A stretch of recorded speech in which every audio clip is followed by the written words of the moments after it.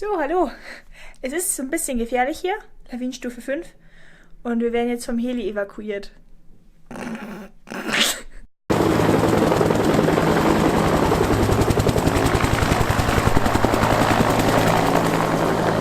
Die läuft noch immer, siehst du das? Ja, voll. Juli, siehst du das? Genau. Unten. Direkt da vorne, gell? Ja. Bei dem Baum haben sie es gerade gesprengt. Da hat es direkt so vor. Oh ja. Guck mal, das ganze Brett geht runter. Oh, direkt, guck mal.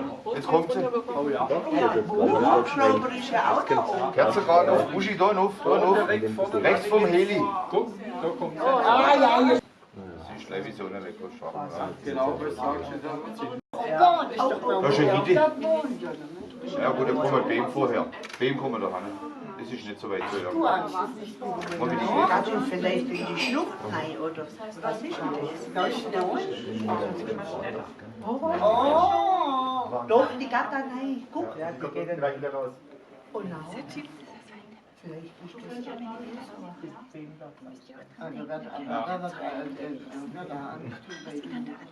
Straße runter. Ja, Tatsache schon. Ja, voll. Ja, die bleibt stehen. Aber auf der Straße ist sie wahrscheinlich. No.